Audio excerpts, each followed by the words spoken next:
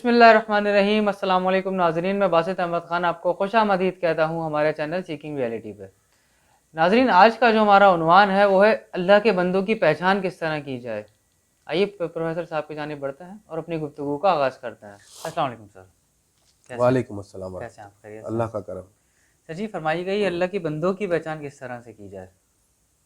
بسم اللہ الرحمن الرحیم۔ میرے نزدیک بہترین کلام قرآن پاک اور بہترین انسان رسول پاک صلی اللہ علیہ وآلہ وسلم۔ باسط سوال تو آپ کا بہت اچھا ہے، لیکن اس کو سن کے سمجھانے سے زیادہ مسکراہٹ چہرے پہ آ رہی ہے کہ آپ ان چند ناپید لوگوں میں سے ہیں جس کو یہ جستجو جاگی کہ وہ یہ سوال کر رہا ہے کہ اللہ کے بندوں کی پہچان کیا ہے۔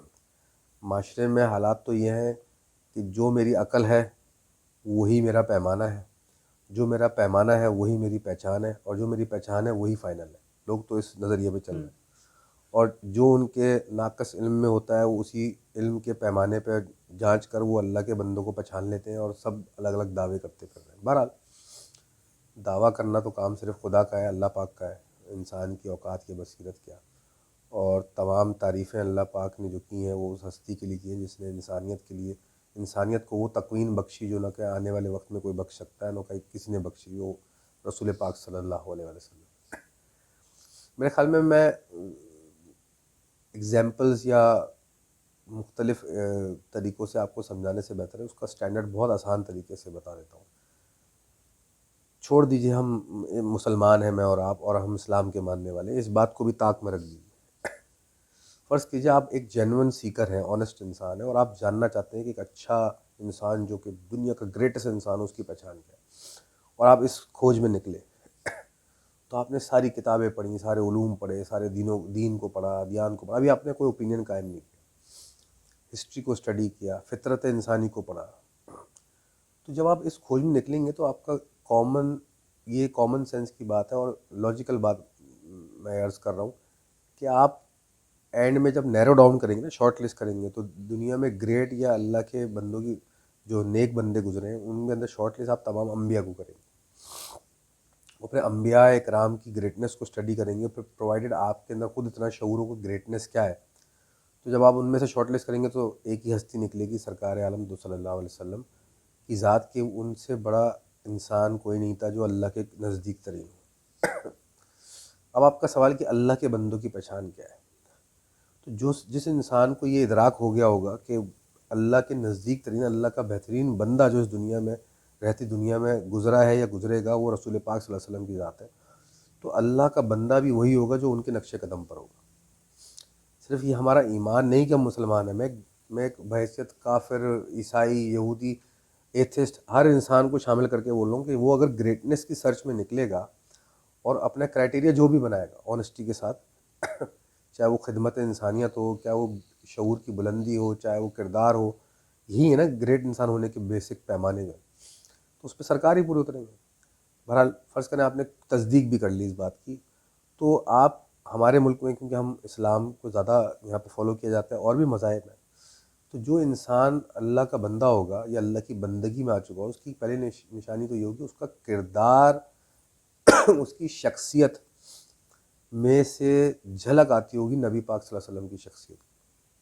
غور فرمائیے گا، میں نے کہا جھلک آتی ہوگی، اس پہ شبیہ آتی ہوگی، ان کے سائے کی طرح ہوگا، ان کا بہترین امتی ہوگا، یعنی کہ وہ اللہ تعالیٰ کے بتائے ہوئے ضابطہ حیات پہ کاربند ہوگا۔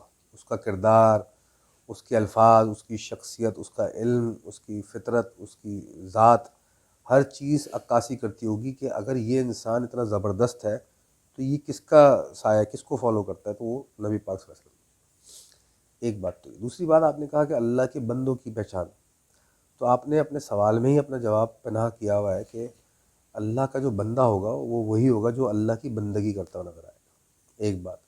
دوسرا، اس کو نظام کائنات یا نظام فطرت کا علم ہوگا، اس نے 4 PhDیاں 5 ماسٹرز نہیں کیے ہوں گے، اس کو دنیاوی علوم شاید زیرو آتا ہو، چاہے وہ بالکل انگوٹھا چھاپ ہو، امی ہو، لیکن ہاں اس شخص کے پاس جو علم فطرت ہے، علم کائنات ہے، علم اس کو روحانیت بھی کہہ لیتے ہیں لیکن وہ ایک ڈیٹیل طلب بات ہے، اس کے پاس وہ علوم جو عطائی ہوتے ہیں اللہ کی طرف سے عطا کیے جاتے ہیں، وہ ان علوم کا کہہ لیجیے کیری کرنے والا ہوگا. دوسری بات جیسے ہم نے فرمایا کہ وہ اللہ کی بندگی میں ہوگا، یعنی کہ وہ اللہ کی رضا میں راضی ہوگا، یعنی کہ وہ ہر حال میں مطمئن اور شکر گزار رہنے والا علم ہوگا. یہ بہت بڑی پہچان ہے اللہ کے بندے. تو وہ ہر حال میں مطمئن ہوگا اور اللہ کا شکر گزار ہوگا. اس کے منہ سے آپ گلا شکوہ نہیں سنیں گے، اس کے منہ سے کبھی شکایت نہیں سنیں گے، اس کے منہ سے کبھی آپ یہ نہیں سنیں گے کہ میری خواہش یہ، میری چاہت یہ، میں یہ چاہتا ہوں، میں وہ چاہتا ہوں. اس کے منہ سے آپ ہمیشہ کیا سنیں گے؟ جو اللہ چاہتا ہے میں وہ چاہتا ہوں، جو اللہ کی رضا ہے وہ میری رضا ہے. اور وہ جس حال میں بھی ہوگا بظاہر، جو آپ کی نظر میں شاید برا حال ہو، تکلیف دہ ہو، پریشانی ہو، یا بہت اچھا حال ہو، عیاشی ہو، دنیا کے جتنے بھی احوال آپ خیال میں لا سکتے ہیں، کسی بھی احوال میں آپ اس کو تصور کریں گے تو وہ کیا نظر آئے گا؟ مطمئن نظر آئے گا، اللہ کا شکر گزار نظر آئے گا کہ جو کچھ بھی ہے اللہ کا شکر ہے، کرم. یہ تو ہم نے بنیادی پہچان بتائی اللہ کے بندوں کی.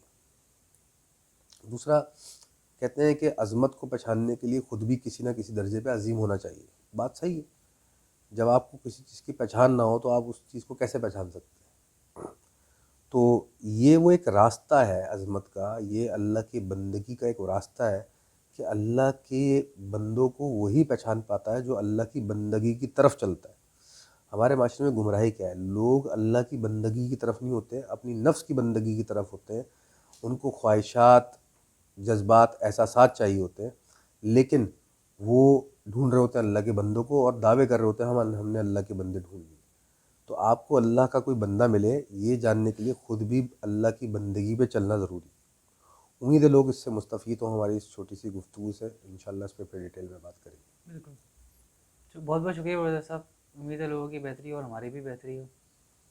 ناظرین ہماری ویڈیوز کو لائک کیجیے، سبسکرائب کیجیے، بیل آئیکن پہ کلک کیجیے. آنے والی ویڈیوز تک کے لیے ہمیں اجازت دیجیے. السلام علیکم.